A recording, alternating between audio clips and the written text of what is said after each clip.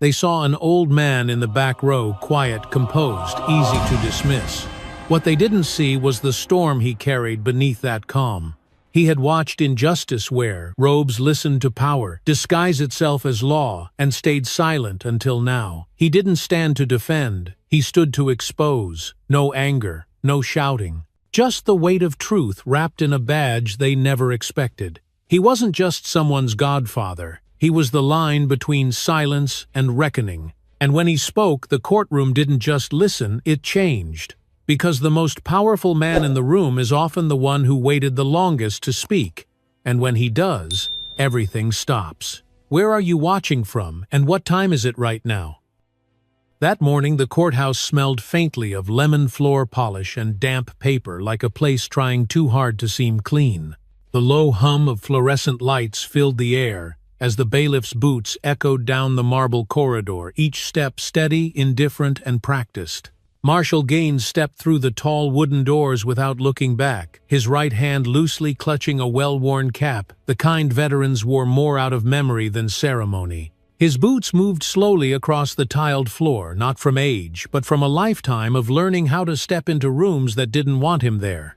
He wasn't dressed like someone important: brown jacket, soft-collared shirt, dark slacks that still held the faint press of an old iron, but the way he carried himself made people pause, even if they didn't know why. He moved past the gallery seats, where a few early spectators whispered among themselves, the kind of people who came not for justice, but for drama. Marshall didn't look at them.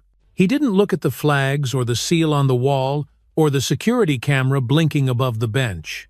His eyes found only one thing: the boy at the defense table, his godson Calvin Harris, seated stiffly beside a court-appointed lawyer who hadn't even bothered to straighten his tie. Calvin was trying not to blink too fast, not to seem nervous, but Marshall could see the white knuckles beneath the table, the way his heel tapped the floor in a rhythm only he could hear. Marshall sat in the second row, third seat from the aisle, close enough to see everything, far enough not to be seen. The courtroom wasn't full yet, but it felt heavy, like something big was waiting just outside the room. The judge hadn't arrived, and still it was like his presence lingered already in the tension of the wooden panels and the clipped tones of the clerk organizing files. Calvin looked back once, just a glance over his shoulder, and Marshall nodded at him, no smile, just presence. The kind that said, "I'm here no matter what." He didn't come to watch the system work. He came to witness how far it would go to protect itself. The charge against Calvin was resisting arrest during a routine traffic stop, but everyone who had seen the footage, Marshall included, knew there was nothing routine about it. Calvin had been pulled over for a broken taillight that wasn't broken, asked to step out for a registration that was valid, and shoved against the hood before he'd even said 10 words. The bodycam footage, Marshall had watched it 3 times. It was grainy but clear enough. The officer's hand went to his weapon before Calvin had even reached into his glove box.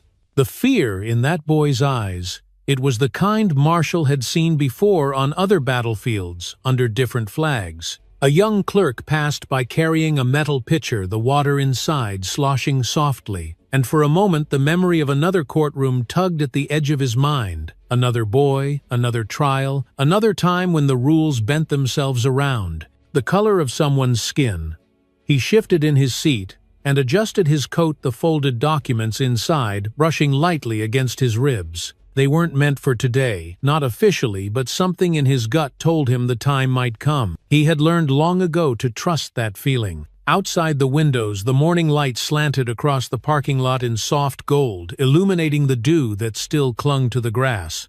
But inside, it was dimmer, colder, like the building knew what it was about to hold. The door at the front opened with a groan, and in came Judge Harvey Kellerman, silver-haired, red-robed, and already frowning, as if burdened by the very idea of fairness. He barely looked at Calvin. He didn't even glance toward the gallery. He dropped his folder onto the bench with a thud, then cleared his throat like he was setting the tone for the day, clipped, controlled, unimpressed. Marshall watched him carefully, not in anger, not even in challenge, just the way you watch a man who believes he owns the truth. The judge read off the docket with a practiced monotone, skipped the courtesy, and moved directly to opening arguments. The prosecutor, sharp-jawed and cocky, leaned back in his chair with the confidence of someone who knew the game was rigged. The defense barely managed a sentence before the judge cut him off with a wave of the hand. "Stick to the facts, counselor," he said, voice dry as dust. Marshall breathed in through his nose, held it, and let it out slow. He wasn't here to interrupt. He wasn't here to make a scene. But as the judge began to speak over the defense, again chuckling at something no one else found funny, Marshall felt something inside him lean forward. Not physically, his body hadn't moved, but in his spirit something shifted. He could feel it in the silence behind his sternum. A quiet voice, calm and steady, that whispered, "This isn't justice. This is performance." And then another voice, softer, still from years ago, his late wife's voice maybe, or his own mother's, saying, "When the time comes, don't wait to be asked." And that he thought was the hardest part of being silent in a room full of noise, knowing when silence becomes complicity. He adjusted his cuff, felt the edge of the old army badge still tucked in his inner pocket, not because he intended to flash it, not yet, but because the weight of it reminded him who he was. Marshall Gaines hadn't come to save the day. He'd come to remind it what integrity looked like. And before this was over, someone would need that reminder more than they realized. The courtroom settled into the kind of silence that didn't come from respect, but from resignation, as if everyone already knew how this would end. Papers shuffled, chairs creaked, and the quiet hum of the ventilation system provided the only background sound as Judge Kellerman adjusted his robe and leaned into the microphone with the casual impatience of a man who thought justice was an inconvenience. His voice rang out across the room, clipped and nasal, every syllable soaked in a weariness that felt less like age and more like disdain. "State of blank versus Calvin Harris," he said, not bothering to glance up from the folder in front of him, as if Calvin's name was just another name on another page, in another trial he didn't plan to remember. Marshall's eyes remained fixed on the judge's face, not searching for recognition or even fairness, but for something far more telling: confirmation. Confirmation that this man had already made up his mind, that the process was merely a formality, and that the outcome had been chosen long before the courtroom filled with people. The public defender stumbled through his introduction, his voice dry, his hands trembling just slightly as he reached for the defense exhibit he'd prepared, which turned out to be a single stapled report and a handful of blurry stills from the arrest. Judge Kellerman interrupted before he got through his first paragraph. "Counsel," he said, resting his chin, "on one hand, we're not here to read fiction. Stick to the facts briefly if you can." The prosecutor chuckled low and smug and leaned back in his chair with a practiced confidence that made Marshall's jaw clench. Calvin didn't move, but the muscle just below his eye twitched. Marshall could see it clearly from where he sat, the small, involuntary sign of a man trying desperately not to unravel in public. He remembered that twitch from decades ago in the faces of soldiers about to be thrown under the weight of a decision someone else made for them. Outside, a siren howled, faintly distant enough to sound almost ghostly, and for a moment Marshall's mind flashed to the night of the arrest. Rain hitting the windshield, Calvin's voice shaking as he tried to explain, and the officer's hand already gripping the gun before a word had been exchanged. The courtroom, though dry and orderly now, still smelled faintly of cold authority ink varnish and the sour tang of old fear. As the defense lawyer struggled to find his next word, Judge Kellerman leaned back and turned to the prosecutor with a half-smile. "Would you care to remind the court why we're here?" he asked, with a tone that suggested he was inviting a joke. The prosecutor, a younger man with slicked-back hair and the expression of someone who had never been told no, stood with the confidence of a game show host. "Certainly, Your Honor," he began. "We're here because the defendant, upon being stopped for a traffic violation, chose not to cooperate, chose instead to escalate and endangered the safety of a sworn officer." He walked slowly as he spoke, glancing at the jury, hands open in performative transparency, the kind that made people trust him without understanding why. "We're not here to debate whether he meant to resist," he said. "We're here because he did. The video speaks for itself." He paused, then added with a knowing smile, "Even if his friends in the gallery would prefer a different story." Marshall didn't react outwardly. He had learned a long time ago that reactions were currency in rooms like this, and he didn't intend to spend a single coin. But inside, something curled. Not rage, not yet. But the memory of every time someone in authority had used the room, not the law, to humiliate rather than to protect. He looked around the gallery, saw a few heads nodding in agreement with the prosecutor, others glancing away as if to say, "This doesn't concern me." And in that moment, he realized something else, that this room wasn't just passive, it was complicit. And complicity, when dressed in suits and gowned in robes, was more dangerous than a fist. Calvin's shoulders slumped slightly, and Marshall noticed it, not a collapse but a surrender. The kind of surrender that comes not from guilt but from knowing that truth means nothing in a place where your voice is always already too loud or too quiet depending on who's listening. The judge gave the defense another chance to speak, but it wasn't a chance, it was a trap. "You may proceed," he said, smiling without warmth, "but let's try to keep it relevant this time." The young lawyer looked down at his notes, lips moving as if reading silently to himself, then cleared his throat. "Your Honor," he said, "the video shows my client exiting the vehicle calmly, hands visible, and responding to commands. There is no evidence of aggression, no attempt to flee." "That's interpretation," the judge snapped. "We'll let the jury decide what they see, not what you want them to see." Marshall breathed slowly through his nose again, keeping his hands still on his lap, palms open, a quiet signal to himself that he hadn't yet crossed the line from watching to intervening. But his eyes, they were different now, harder, sharper, the kind that had learned over time to cut through pretense and find what lay beneath. He wasn't here to argue, he was here to witness. But even witnesses in the right moment become instruments of something larger. Judge Kellerman turned back to the bench, flipping pages with the disinterest of someone flipping through a menu he'd already memorized. "Let's keep this short," he muttered. "Some of us have better things to do than listen to fairy tales." There was a stifled laugh in the gallery, and a woman near the back shook her head without shame. Calvin's hands tightened in his lap, his eyes locked on the floor. The weight of that moment of being reduced, not just as a man, but as a citizen, settled like dust across the room, invisible but inescapable. And Marshall, still seated, still silent, felt that dust on his skin. He looked down briefly at his coat, at the corner of the envelope peeking from its inside pocket, the one he hadn't planned to use unless things got worse. And as the judge leaned forward again, preparing to move the trial along, Marshall knew with quiet certainty that things were about to get worse before they got better. Marshall didn't plan to stand, that much was true. He had told himself over and over again on the drive in through the still neighborhoods and along the edge of the sleepy river that he would sit, observe, and let the system do what it claimed it was built to do. But as the judge mocked the defense for the third time, and the prosecutor smirked like a man watching a rigged game unfold, exactly as expected, something inside him began to move, not a reaction born of anger, but of duty. The kind of duty that stays buried until someone you love is shrinking under the weight of other men's judgments, and you know silence will cost more than speaking ever could. He rose slowly without spectacle, the wooden pew beneath him creaking softly as he straightened his spine.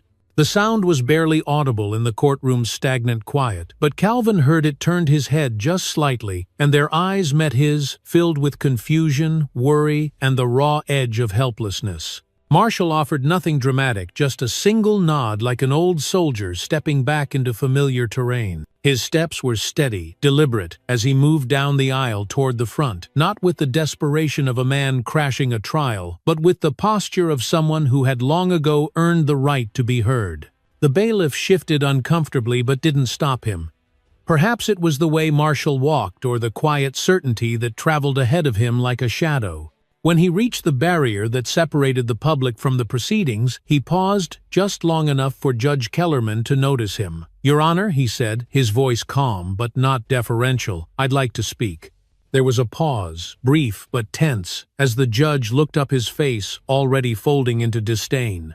"And you are?" he asked, flipping through the file again, though clearly not searching for an answer. "Marshall Gaines," he replied, godfather to the defendant and eyewitness to the arrest. Kellerman exhaled hard, the kind of theatrical sigh that comes from men too used to being obeyed. Another concerned relative thinking, "He understands the law," he muttered loud enough for the gallery to hear. A few people chuckled, but Marshall didn't flinch. He stepped forward, placed one hand on the wooden rail, and met the judge's eyes with the same quiet intensity that once made younger soldiers sit up straighter during field briefings. "I watched the arrest from 30 feet away," he said. I saw every second of it, and I reviewed the footage afterward. The judge's eyes narrowed. That's not evidence, he barked. That's commentary. Sit down. But Marshall didn't move. Not because he wanted confrontation, but because the truth had finally found legs and refused to retreat. The officer drew his weapon before giving any command, he said evenly. My godson's hands were visible. He didn't reach lunge or resist. He was confused, not aggressive. His words weren't loud, but they carried weight like stones skipping across water, each one landing deeper than the last. The prosecutor stood clearly irritated. Your Honor, this individual isn't on the witness list.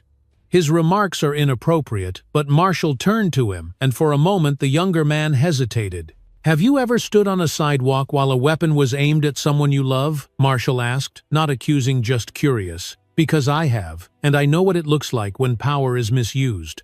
That question hung in the air heavier than any objection. For a moment, even the bailiff didn't seem sure whose side of the room he was supposed to stand on. The judge's gavel came down sharply, more out of frustration than authority. Enough, Kellerman snapped, though his voice had lost some of its iron. You're not qualified to testify here. Marshall's jaw tensed just slightly, but his voice remained steady. I understand, Your Honor. But truth doesn't care about qualifications. It just needs to be told.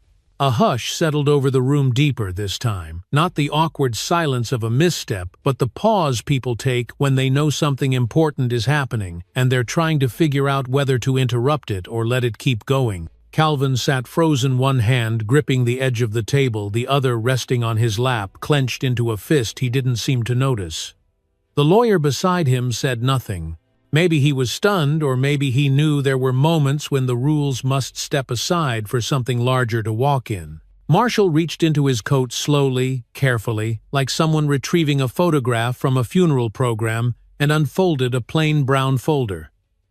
He didn't raise it like a banner, or hold it over his head. He simply laid it on the rail and said, This is my record of service: 12 years as an Army Ranger, 5 more in military intelligence. I know the difference between compliance and fear, and I know what it looks like when someone's life hangs in the space between them. The judge blinked.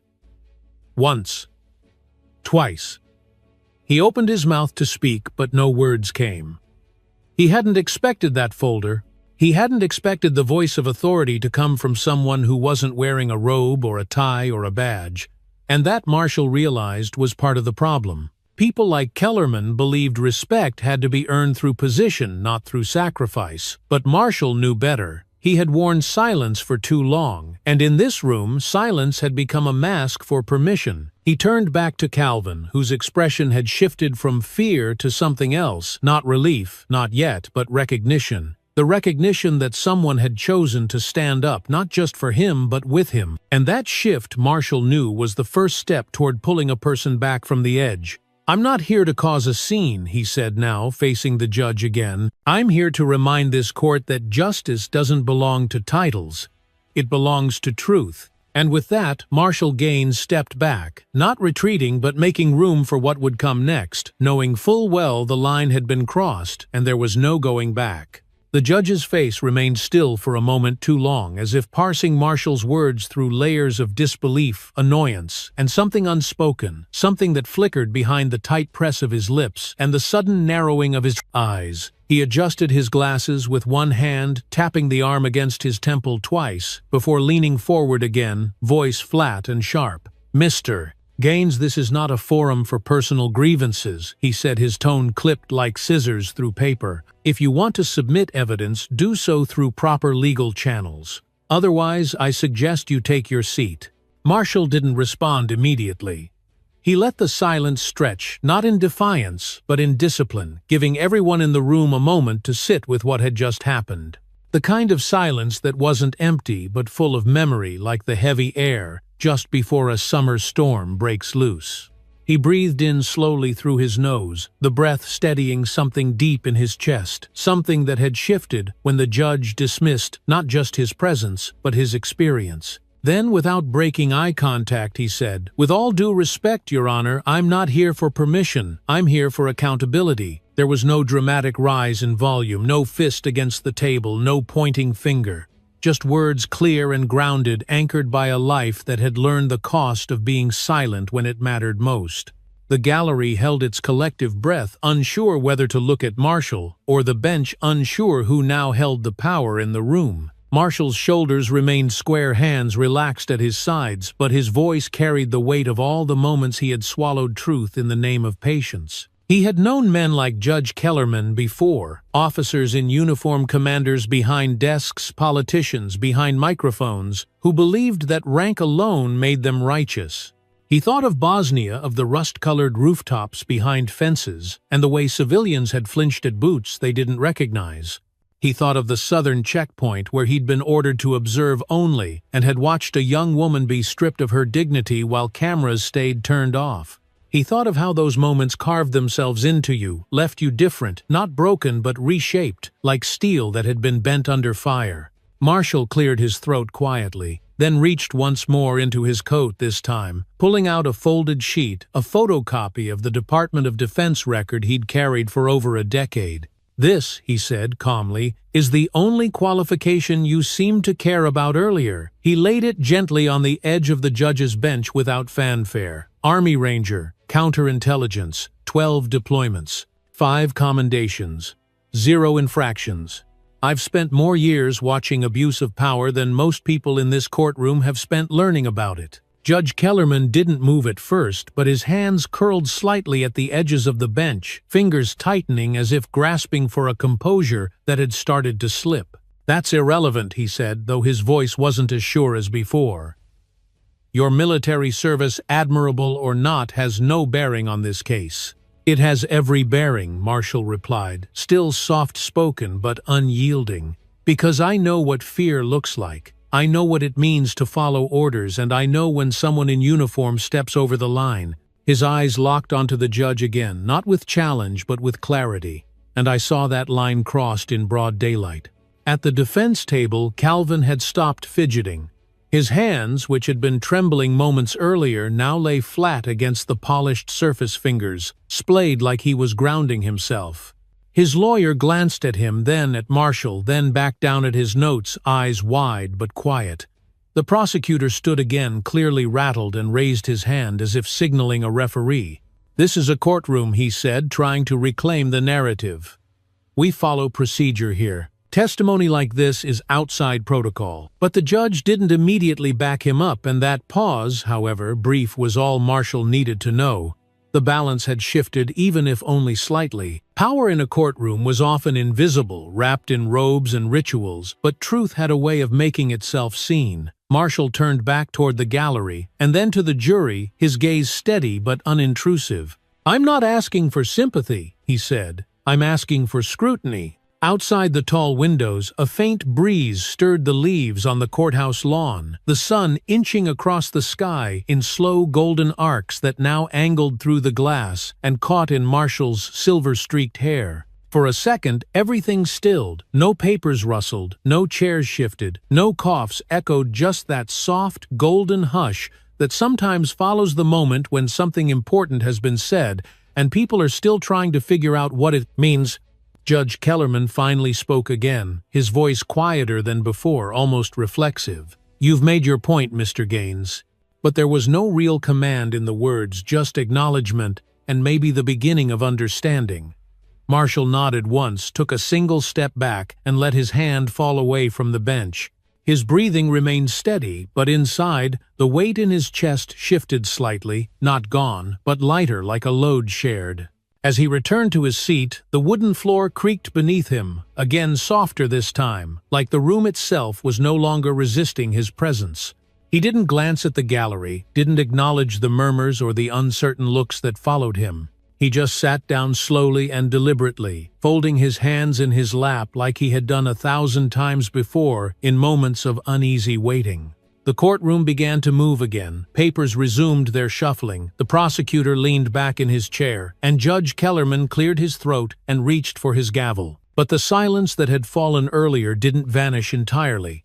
It lingered in the corners, in the backs of minds, like a truth that refused to be unspoken. And in that silence, Marshal Gaines sat not as a veteran or a witness or even a godfather, but as a man who had refused to let fear speak louder than truth. During the recess, the courtroom emptied slowly like a theater after the final act, when no one's sure if the story has truly ended.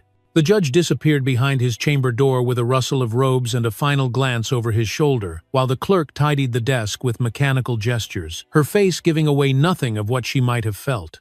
Calvin remained seated at the defense table, shoulders tense, eyes low, as though afraid that moving too quickly might undo the thin thread of hope holding the morning together. Marshall stayed in his seat too, breathing slow and quiet, watching the movement of people the way a veteran scans a changing perimeter. No panic, just presence like someone who's seen too much to blink first. He reached for his coat not to leave, but to feel the weight of what he carried in its inner pocket, a different kind of evidence, one he hadn't planned to reveal unless absolutely necessary. And just as his fingers brushed the edge of the envelope, a quiet voice interrupted his thought. "Mr. Gaines." He looked up. The court clerk, a young woman with tired eyes and a voice that seemed too soft for a place like this, was standing beside him with something small and manila in her hand. "This came for you," she said. "It was left in the mailroom, dated last week, never got delivered." He accepted the envelope without a word, though his brow creased slightly as he turned it over and saw the return label, no name, just a department address. One he recognized from an old contact list he hadn't looked at in years. There was no fanfare as he opened it, just the quiet rustle of paper splitting from glue, and inside a thin bundle of documents folded with precision. For a long moment he didn't move, just stared at the page on top, and his face changed almost imperceptibly, but something sharpened in his eyes, something that hadn't been there before. He skimmed the contents, like a man who already knew what he would find. A summary of internal complaints filed against Officer Brent Delaney, the arresting officer in Calvin's case. There were 4 reports. 3 marked no disciplinary action. 1 marked file closed due to insufficient evidence. But it wasn't the text that struck him, it was the signatures, the dates, the quiet pattern of a system choosing silence again and again. Tucked in the back was a single-page printout, an email forwarded from one deputy to another noting Delaney's unpredictable field conduct and advising discretion when assigning him solo duties. Marshall's jaw tightened. As he turned to the last document, a low-resolution dashcam still image slid from between the sheets, slightly bent at the corner. It showed a scene nearly identical to Calvin's arrest. Different car, different driver, same stance from Delaney hand, already hovering near his weapon, expression unreadable. Someone had seen the footage, someone had made the connection, and someone had wanted Marshall to know. He looked up slowly, eyes meeting the clerk's again.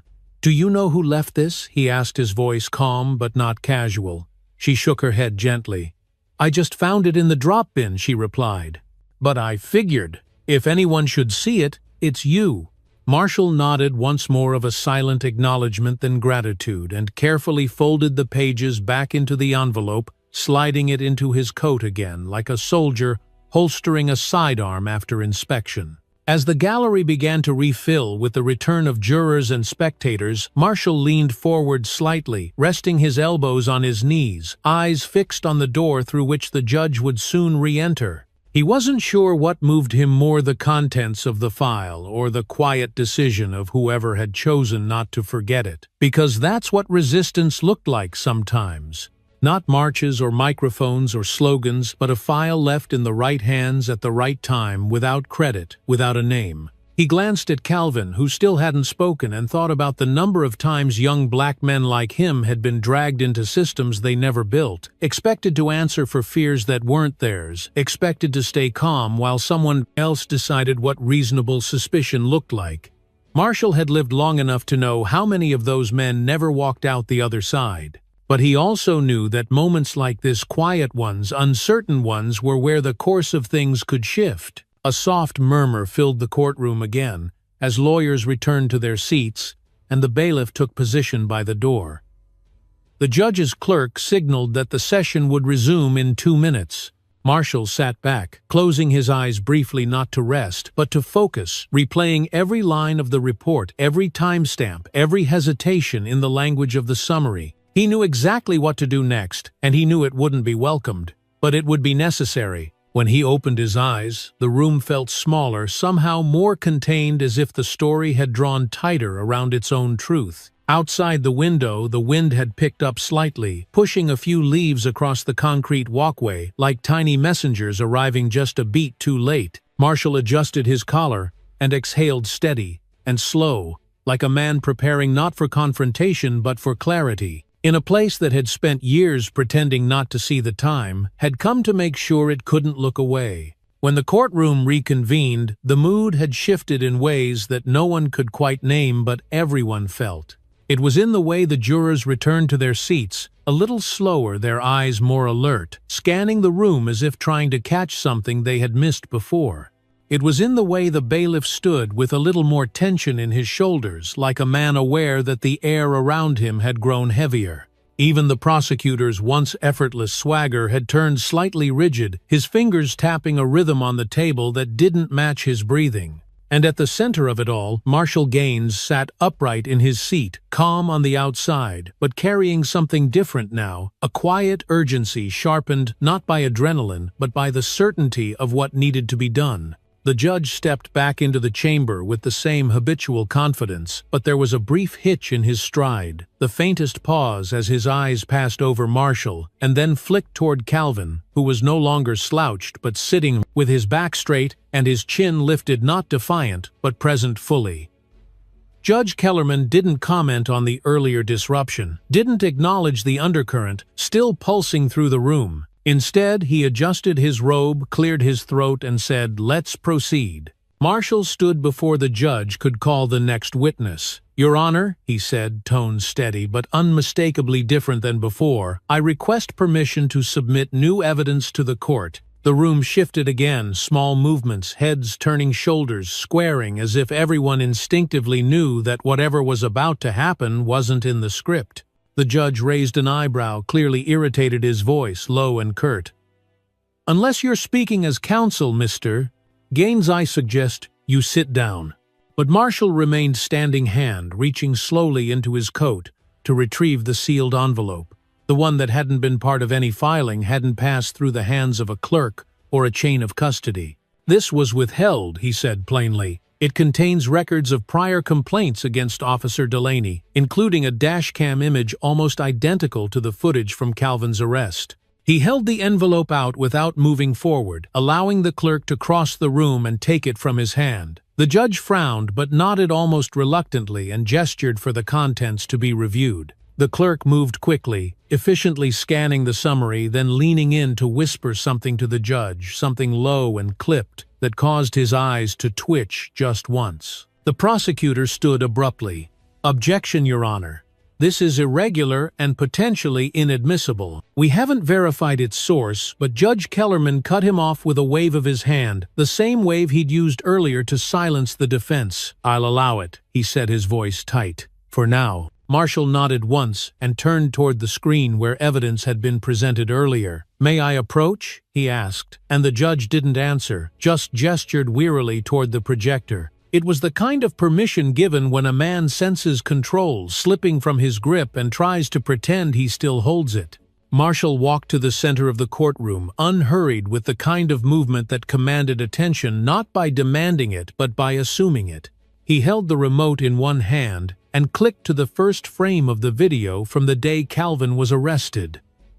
The still image filled the screen, Calvin beside his car, both hands visible, eyes wide, posture non-threatening. "Here," Marshall said, pointing without turning away, "is where the officer exits his vehicle." He clicked once. Notice his hand, already on his weapon, no command issued yet. He advanced the footage frame by frame, narrating each step with precision, his voice quiet but unshakably clear. "This is not fear. This is escalation. This is not a man responding to danger. This is a man creating it." Each click echoed in the silence, not just as a sound, but as punctuation to a truth that had gone ignored. The jurors leaned in. The bailiff shifted again. Even the court reporter, usually mechanical in her recording, paused ever so slightly between strokes. He reached the final frame of the dashcam image from the older complaint, the one that had nearly vanished into the archives, and placed it beside the current case's footage. Different year. Same officer. same posture, same readiness to draw before speaking, same disregard for protocol. Then he stepped back, letting the images speak without embellishment, letting the weight of patterns settle in people's minds. "How many times does a pattern have to repeat?" he asked, "before we stop calling it coincidence?" The prosecutor was on his feet again, but this time the confidence was gone from his voice. "This isn't a formal motion," he stammered. "It's conjecture, circumstantial," but Marshall cut in not rudely, just firmly. "It's accountability." He turned to the jury. "You've been asked to judge one man's actions in a moment. I'm asking you to look at the moment that keeps repeating." He let that sentence hang there longer than most would be comfortable with before finally walking back to his seat. The room remained quiet as the judge cleared his throat again, but it was the kind of cough that couldn't disguise discomfort. "We'll take a 10-minute recess," he muttered, standing abruptly and disappearing again behind the chamber door. As soon as it closed, the room buzzed, soft whispers, exchanged glances, a shared understanding that something real had just happened. Calvin turned in his seat and looked at Marshall, not with astonishment, but with something deeper gratitude mingled with awe, the kind of look a person gives when someone else finally names the thing they've been carrying for too long. Marshall didn't say anything back. He just nodded once, a quiet promise that this wasn't over, not yet. And somewhere behind them, a clerk picked up the phone to notify the press room that something had changed. Because when truth finally reaches the surface, it doesn't just echo, it spreads. When the courtroom doors opened again, the light had shifted just enough to give the room a faintly different hue, like time itself had nudged everything forward by a single degree. The floor creaked under shoes, returning to worn positions, and the rustle of suit jackets brushing against wooden benches signaled a renewed tension, quieter, this time more focused. It was no longer the anticipation of a verdict or a performance.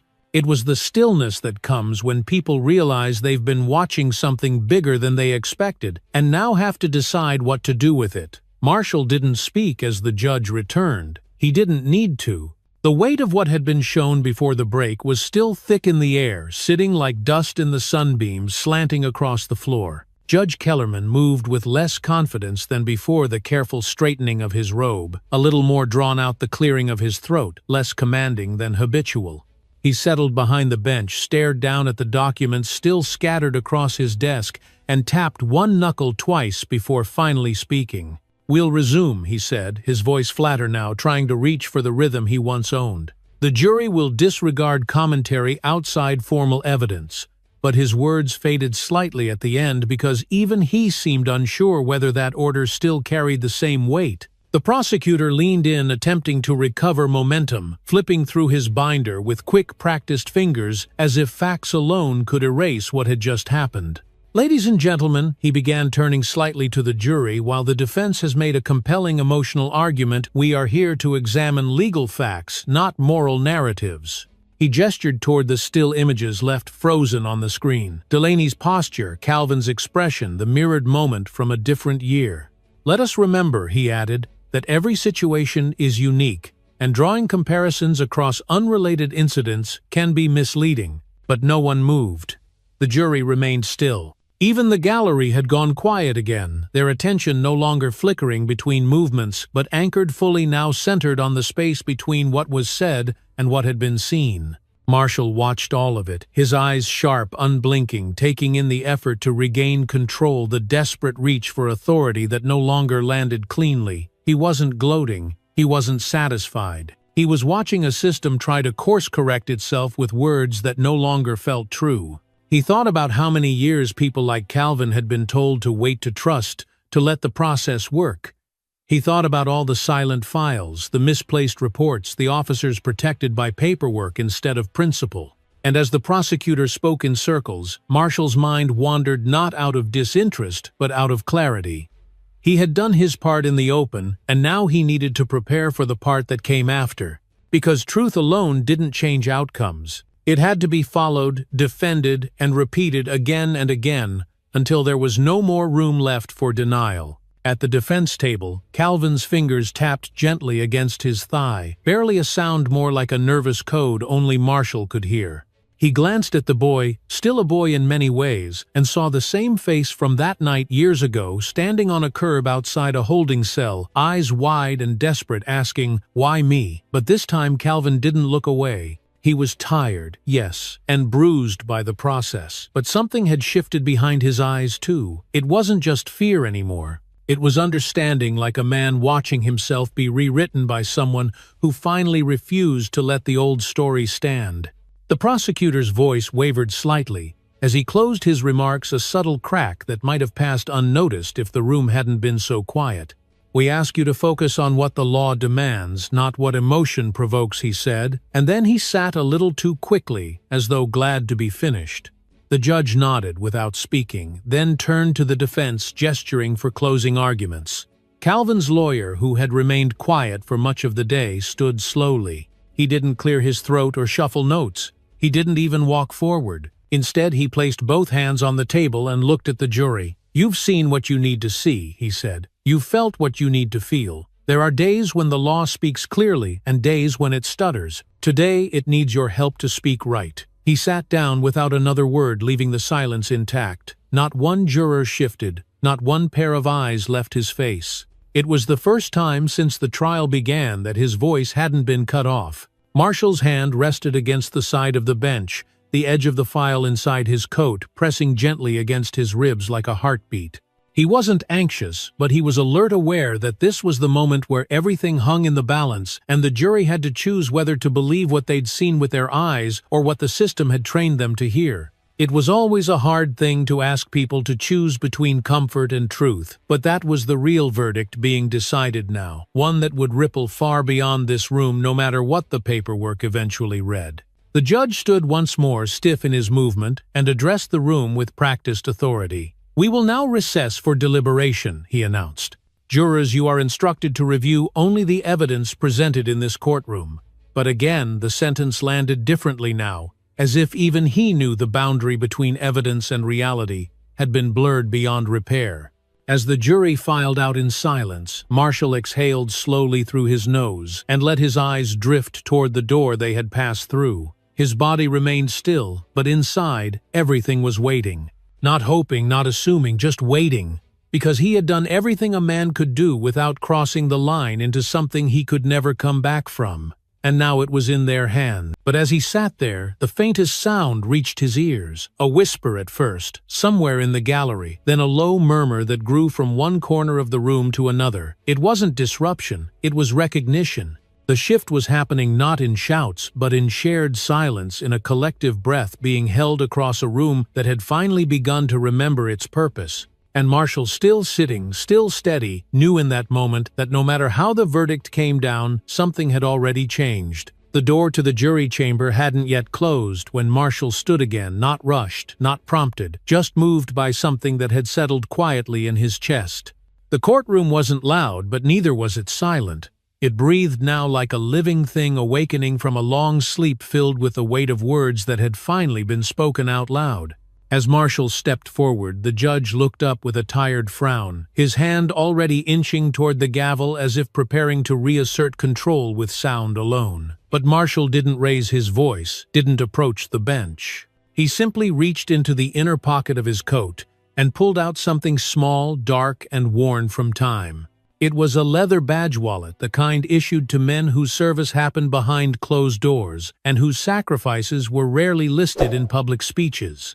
Marshall opened it slowly, purposefully, and the moment the metallic glint of the emblem caught the light, the atmosphere shifted once more. This time, not with doubt, but with certainty. He didn't hold it high. He didn't wave it. He simply let it rest open in his palm as he spoke with deliberate clarity. "My name is Marshall Gaines, retired agent, United States Secret Service." The judge blinked, lips parting slightly, the words he meant to say lost before they could form. The badge said what Marshall didn't need to explain: 2 decades of Federal Service security clearances that had granted him access to war rooms and presidential detail, an unbroken record of vigilance in places where failure wasn't an OA option. The prosecutor froze mid-reach for a file, his face stiffening as though a gust of cold wind had blown straight through his confidence. Even the court clerk sat back in her chairpen, suspended above the notepad, her eyes wide in quiet disbelief. "I served this country in silence for over 20 years. Marshall continued, his voice low but steady. "I stood outside embassies in war zones. I've protected world leaders. I've watched men try to manipulate justice, and I've seen what happens when power grows too comfortable in its own shadow." He took a breath, not for effect, but because the weight of truth when carried this long requires space to breathe before it's spoken aloud. "Today I came here not as an officer but as a godfather, not as a veteran but as a witness. I sat and watched a courtroom dismiss what it didn't want to hear, bend around a truth it didn't want to confront." His words didn't rise in volume, but their gravity increased with every syllable. People in the gallery leaned forward not because he asked them to, but because they couldn't help it. The badge gleamed faintly as he angled it toward the judge, not as a threat, but as a reminder that service doesn't end with retirement, and that silence in the face of injustice is its own kind of betrayal. The judge finally spoke, his voice a touch too sharp, like someone trying to re-establish boundaries already broken. "Agent Gaines, your credentials do not place you above courtroom protocol." Marshall nodded slowly. "I agree. No one is above the law," he said. "But I'm here to remind you that no one is beneath it either." He turned toward the jury door, now closed the wood, polished and thick, behind which 12 people were deciding what this case would mean, not just for Calvin, but for every man who looked like Calvin, sounded like Calvin, walked like Calvin, and had been stopped like Calvin. Then Marshall turned back to the bench and said the words that would linger long after the case was over. "What you witnessed today wasn't just evidence. It was the shape of a pattern, one that too many of us have had to memorize to survive." The judge didn't reply. He sat rigid, as if unsure whether to argue, respond, or simply wait it out. The robe no longer felt as commanding on his frame. The room had turned not with rebellion, but with recognition. A bailiff shifted in the corner, uncertain, caught between the orders he was trained to follow, and the moment unraveling in front of him, like a thread pulled from a tightly sewn secret. Marshall lowered the badge wallet slowly, then returned it to his coat with the same quiet reverence as one might close a letter from someone long gone but never forgotten. Calvin watched all of it unfold from his seat. His hands no longer clenched, his posture no longer tight with fear. There was something in his eyes now that hadn't been there that morning, a quiet steadiness, the realization that someone had stood up not just for him but with him. Their eyes met, and Marshall gave him nothing dramatic, just a slow nod, one man telling another, "You are not alone anymore." Outside the windows, the afternoon light had softened, casting long slants across the floor, catching dust particles in its golden haze, making everything feel older and more sacred somehow. For the first time, the courthouse didn't feel like a cage. It felt like a reckoning. Marshall took his seat again, but this time, the silence around him felt earned, like the hush that follows a prayer spoken too honestly to ignore. He didn't look for applause. He didn't wait for thanks. The badge had been shown not to flex power, but to reveal service, a reminder that justice isn't handed down from a bench, but built from the choices of ordinary people who decide not to stay silent when it matters most. The judge gathered his papers slowly, the stiffness of his movements betraying something deeper, a fracture in the armor of routine, a recognition that he'd been seen through by someone who didn't need his permission to speak truth. And in that quiet moment, Marshall thought of all the men he had once protected, of the ceremonies, the protocols, the power traded behind closed doors. And he realized with a kind of aching clarity that the most dangerous threat to any nation isn't foreign, it's forgetting who we are when no one is watching. He looked down at his hands, still steady after all these years, and felt the thrum of old instincts returning, not to fight, but to hold the line one more time. Because when justice forgets its face, it takes someone who remembers to lift the mirror. And today, in this room full of half-truths and heavy robes, he had held it high enough for everyone to see. By the time the courtroom recessed that afternoon, the building no longer belonged to the people who had once ruled it with clipped sentences and cold stares. Something had shifted, not violently, not loudly, but unmistakably, like the slow crack of ice beneath weight too long ignored. Outside, the steps of the courthouse were no longer empty. Reporters, activists, former jurors, and quiet citizens stood shoulder to shoulder, not in outrage but in readiness. Cameras rolled, microphones waited. Placards appeared, not mass-produced but handwritten, urgent, personal. And above them all, Marshall Gaines' name began to surface, not as a headline but as a question echoing through back channels. Who is this man, and why did he just dismantle the script we've always followed? Inside, Judge Kellerman remained seated at the bench long after the last juror had filed out, his eyes fixed on a single point on the far wall, as if staring hard enough might make it offer him some kind of justification. His fingers drummed the gavel softly against the wood, not to strike order, but out of habit, a hollow rhythm echoing through a room that no longer obeyed him. For the first time in decades, his voice had not been the final authority. His robe felt heavier on his shoulders. His posture had stiffened, not from pride, but from the unfamiliar sensation of being watched with judgment by the very people he used to ignore. He thought he had seen everything in his years behind the bench. He had ruled on murders, thefts, fraud, custody disputes, and endless noise complaints. But nothing had unsettled him quite like the stillness of a black man, standing with calm conviction, speaking in measured tones, while holding a federal badge and an invisible mirror. Because in that moment Judge Kellerman had not been attacked, he had been revealed. And that more than anything else had left him grasping for lines of authority that no longer held their shape.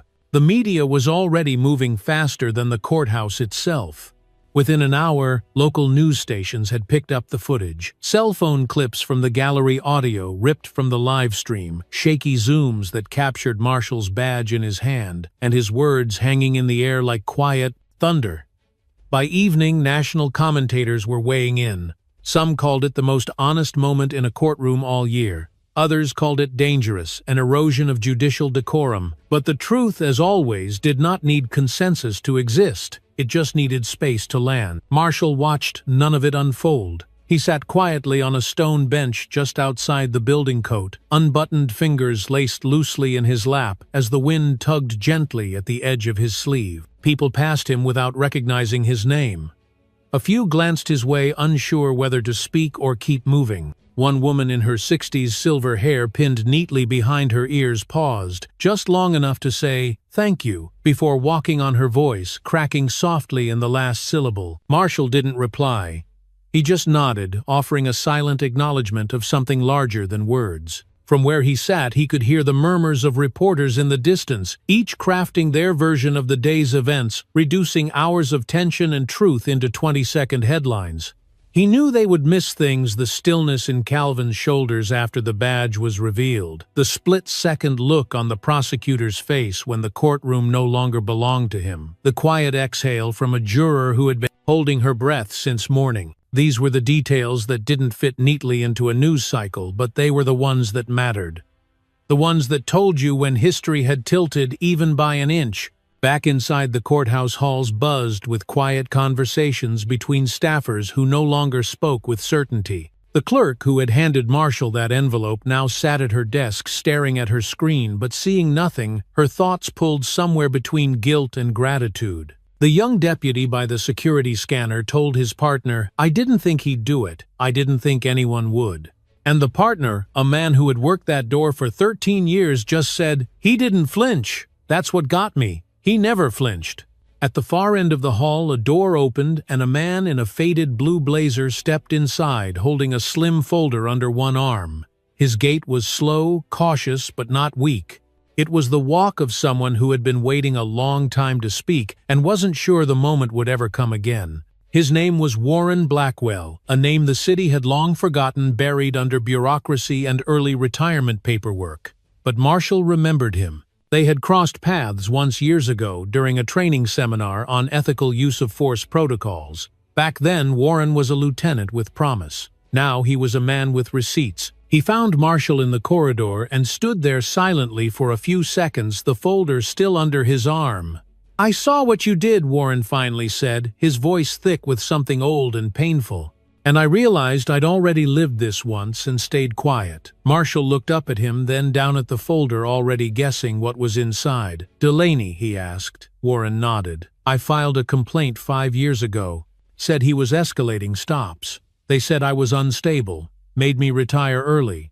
He handed the folder over, and Marshall took it with both hands, feeling the familiar weight of truth long buried. Inside were printed emails, dashcam screenshots, time-stamped memos, and a single hand-scrawled note from a supervisor that read, "Don't push this." Warren exhaled slowly. "I was afraid," he said, "but today you made me realize what that silence cost." Marshall nodded again, opening the folder gently like a relic being brought into daylight for the first time. "It's not too late," he said, and he meant it, because moments like these weren't about applause or punishment. They were about restoration of trust, of memory, of the belief that even when systems fall short, individuals still have a choice to speak. And sometimes when they do, the echo travels further than they ever intended. Marshall looked up at the hallway ahead, the courtroom at the far end, now quiet again, as if resting after an earthquake. The file in his hand felt heavier than it should, but also more necessary than ever. He didn't know yet what tomorrow would bring, but today he had watched a wall crack wide enough to let light through, and that for now was enough. The courtroom doors opened slowly, not with drama, but with the weight of finality, as if the hinges themselves understood the moment had arrived. The jury filed in one by one, their footsteps quiet but deliberate, each face carefully blank, though their eyes held the kind of focus only hours of honest deliberation could produce. Calvin stood when prompted, his lawyer beside him, shoulders rigid but composed, and across the room the prosecutor leaned forward just slightly, the tips of his fingers touching the edge of his table as if bracing for impact. Marshall didn't move, not at first. He simply let his gaze settle on the jury box, reading their silence like an old scout tracking shadows on the ground. For all the noise that had surrounded this trial, inside and out, this moment was carved out of something much quieter, a kind of collective breath held between history and the future. Judge Kellerman's voice broke the stillness, thin and dry, as he addressed the jury foreperson, who now stood holding a single folded sheet with both hands. Her fingers trembled ever so slightly, not from fear, but from the gravity of carrying words that mattered more than most she had ever spoken. "Have you reached a verdict?" the judge asked. And the woman nodded once before, handing the paper to the clerk, who in turn placed it before the judge. He read it quickly, expression unreadable, though something in his jaw tightened, barely visible, but not lost on Marshall, who had spent his life detecting the difference between control and collapse. The judge cleared his throat, smoothed the page, and spoke. "Will the defendant please rise?" Calvin stood taller this time, not out of confidence, but out of a determination to meet the moment with dignity, even if the outcome cut deep. On the charge of resisting arrest, the verdict was read, "Not guilty." The words didn't echo. They didn't explode. They simply landed solid and irreversible, like a stone dropped into still water at first, quiet, then sending ripples through every corner of the room. Calvin gasped, a sharp breath more felt than heard, and for a moment his entire body softened like tension that had been clenching his muscles for weeks, had finally let go without asking permission. Then the tears came, not as a flood but as a release, silent, unhidden, unashamed. His lawyer reached out instinctively, placing a hand on his back, but it was Marshall who stepped forward, who crossed the short space between them and pulled Calvin into a firm, steady embrace. Calvin collapsed into it like a boy returning home from a war he never asked to fight, burying his face into the man who had stood when no one else would, who had refused to let silence win. There were no cheers, not at first, only stillness, the sacred kind, the kind that knows something irreversible has just occurred. Then slowly, like dawn breaking over a tired landscape, hands began to clap. One, then two, then a growing chorus of applause that filled the courtroom, not with noise but with recognition. This wasn't celebration, it was acknowledgement. It was a room full of people finally understanding what it meant when someone said, "Enough." The judge did not rise. He remained, seated, his expression fixed, his robe suddenly looking less like a symbol of power and more like a reminder of distance between title and truth, between what he upheld and what had now been exposed. He did not offer closing remarks. He did not thank the jury. He simply gathered his papers, stiff and quiet, and walked out through the side door alone. No one stood for his exit. No one bowed their head. The silence that had once been his weapon now trailed behind him like a shadow too long ignored.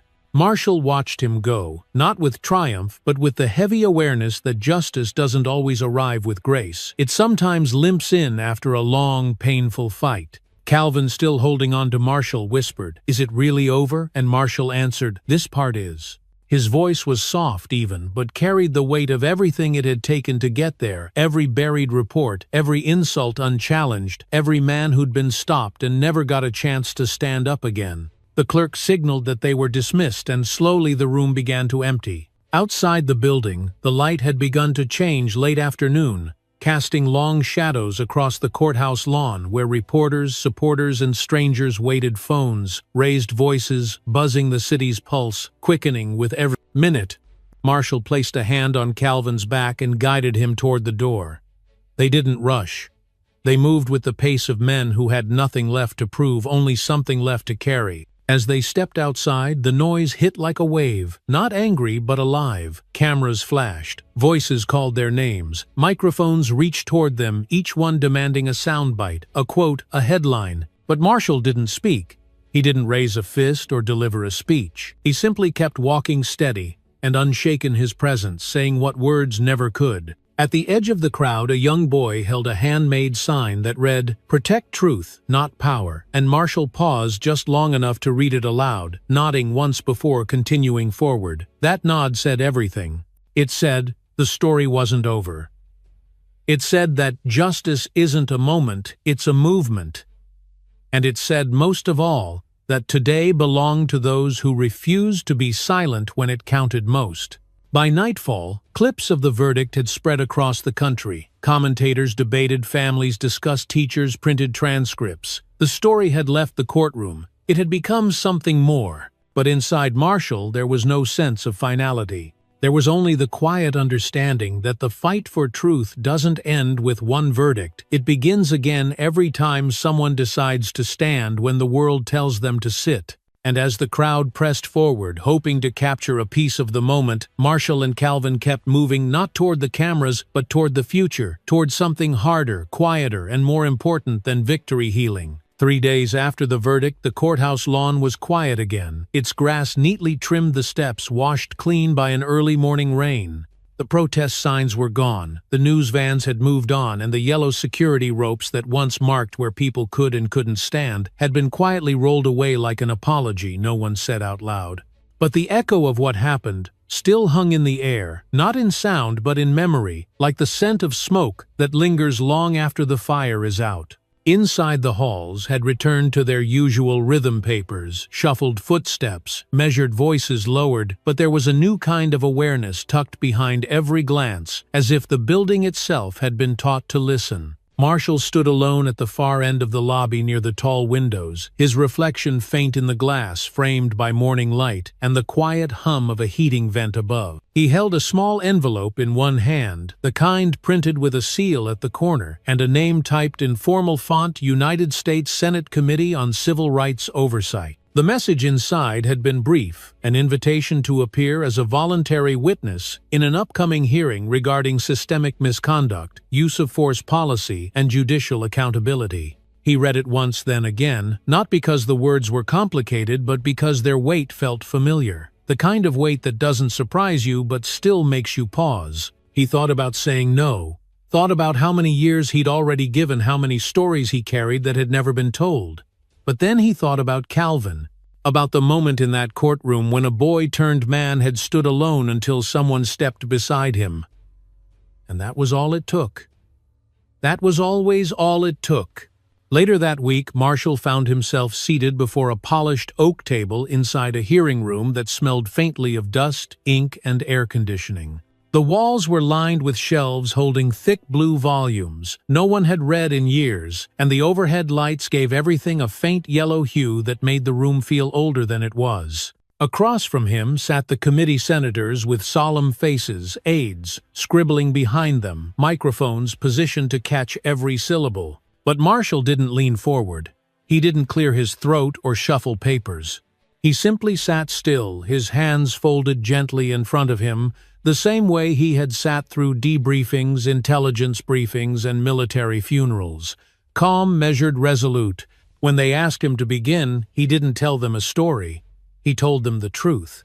about what he saw in that courtroom, and more importantly, what he had seen long before about the slow erosion of trust when courts become stages about the quiet violence of policies written without voices like his in the room. He didn't name names out of bitterness. He didn't demand punishment. What he offered was harder than outrage. It was clarity. "We've excused escalation as instinct," he said, his voice steady. "We've called bias a miscommunication. We've turned systemic silence into administrative backlog." A few senators shifted in their seats, not defensively but uncomfortably, like people hearing something they already knew but had hoped wouldn't be said aloud. Marshall continued unflinching. This wasn't about one arrest or one officer. It was about a culture that protects patterns instead of people. And if we're honest with ourselves, we know that culture didn't start with a badge. It started in rooms like this. He paused then, not for effect, but for breath, letting the weight of his words settle. Not a single pen scratched during that silence.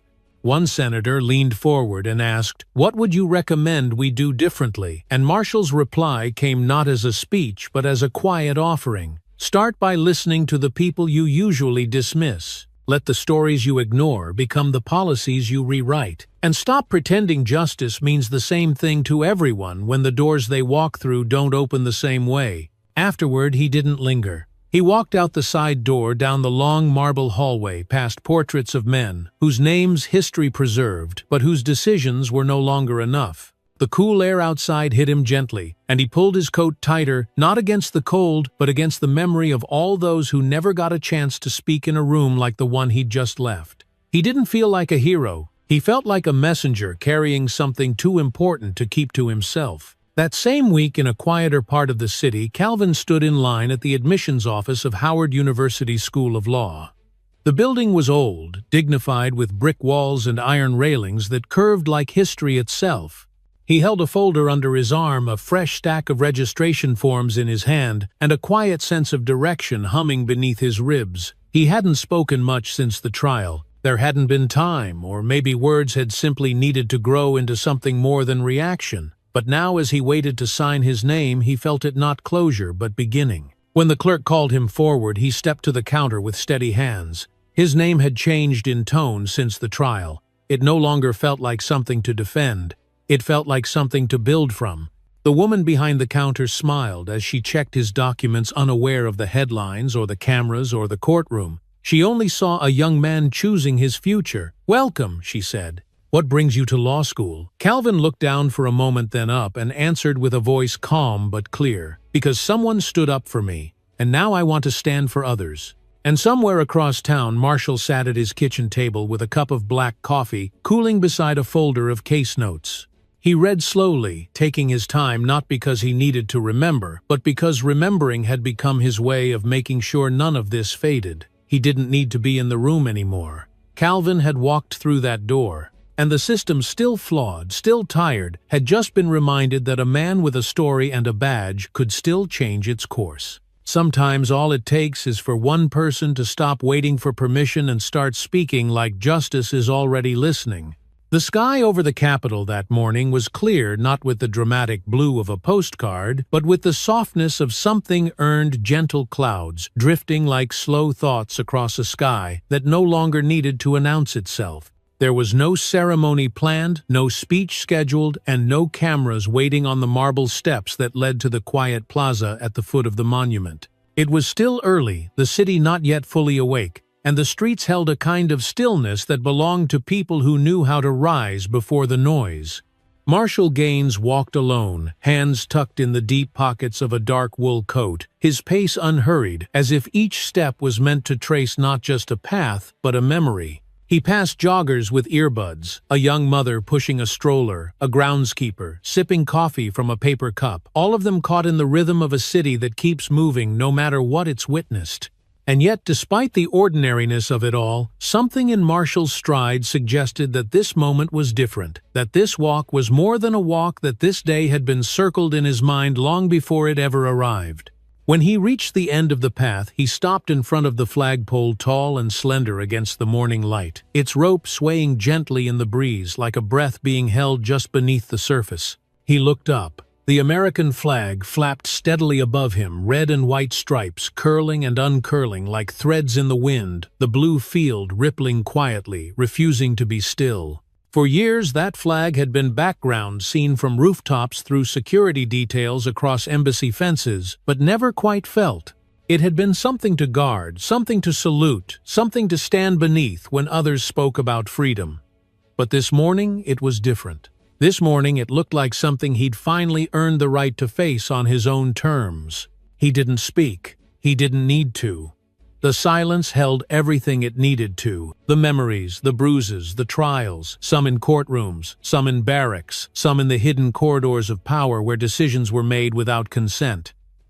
He had carried all of it here, not for display, not for applause, but because he knew that if you didn't carry your truth with you, someone else would rewrite it and hand it back in pieces. Behind him, the plaza remained quiet. A soft rustle of leaves skated across the pavement, and the early sun struck the glass face of a nearby government building, throwing warm light onto the stone beneath his feet. He could have turned back. He could have gone home. But instead, he sat down on the low granite wall that bordered the flag's base and pulled out a small leather notebook, its corners worn, its pages soft from being handled too often. Inside, the handwriting was steady, sharp, practiced, not the hand of a dreamer but of a man who'd learned to observe more than he spoke. He flipped to the last page where only one sentence was written: "Justice isn't a gift, it's a responsibility." He traced the words with his thumb, not like someone doubting them, but like someone remembering why they mattered. He had written them months ago, long before the trial, long before Calvin's name had been read aloud, in a room full of people who had already decided who he was. Marshall had written that sentence on a night when the world felt too loud and too far gone, and he'd needed to remind himself that even quiet voices still counted. He sat there for a long while, the cold from the stone creeping into his coat, the wind brushing past his collar. A few people walked by, some glanced at him, most didn't, and that was fine. Because Marshall never stood for recognition, he stood to hold the line when it felt like everything decent in the world might slip through the cracks if someone didn't. He'd done that in war zones, in courtrooms, in back offices where decisions got made and buried under policy. And now he was doing it here in silence, beneath a flag, under a sky that finally felt honest. He thought of Calvin, now a student again, sitting in a lecture hall with a pen in one hand and a future in the other. He thought of the folder Warren Blackwell had handed him, now scanned and shared with the committee investigating misconduct across the county. He thought of the jurors who had walked into a trial certain of what they would decide and walked out carrying something heavier than a verdict. And he thought of the judge, the man who had spent years believing that power was best worn like armor, now facing an inquiry that might finally hold him accountable. All of it had come at a cost. Not a headline, not a punishment, but a kind of reckoning that reshaped everyone it touched. And Marshall knew that this story wasn't rare. It was just visible. It had simply been given enough light to be seen. He stood again, closing the notebook and slipping it back into his coat, then turned to walk down the steps, one hand grazing the edge of the railing as he descended. His stride was the same as before, measured, steady, but something in his shoulders had shifted. Not lighter, not yet, but freer. Halfway down the block, a teenager stopped him, hoodie up, phone in hand, eyes wide with the kind of awe that still surprises Marshall when it lands on him. "You're that guy, right? From the courtroom. The one who stood up for his nephew." Marshall paused, then smiled just a little and replied, "Godson." The boy nodded. "That was something. My mom showed me the clip. Said it made her cry." Marshall didn't say much in return. He just nodded and said, "Then maybe it did its job." As he continued down the street, the sounds of the city grew around him. Again, car horns in the distance, bus brakes hissing snippets of conversation drifting from shop windows. Life persistent and ordinary, refusing to be paused even by something as sacred as justice. And that, in its own way, was comforting, because it meant the world was still moving. And if the world kept moving, so could truth, so could change. He didn't stop walking, didn't turn back. The flag behind him kept fluttering. The notebook stayed in his coat. The name Gaines didn't trend that day, and he didn't mind.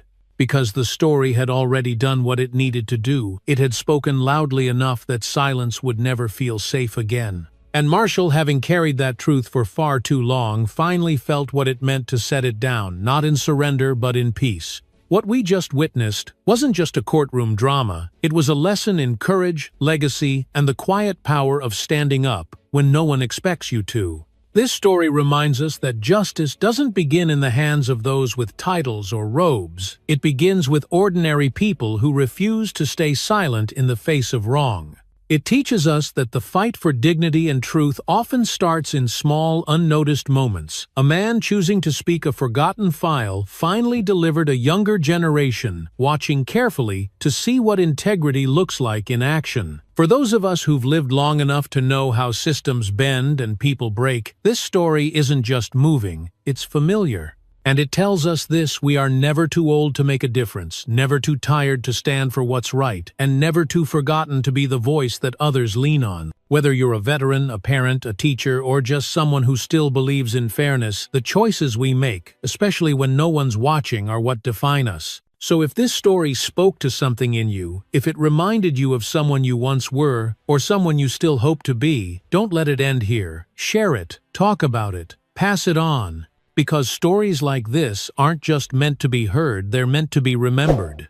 And if you'd like more stories that restore faith, challenge injustice, and remind us who we really are, make sure to like, share, and subscribe. We're just getting started.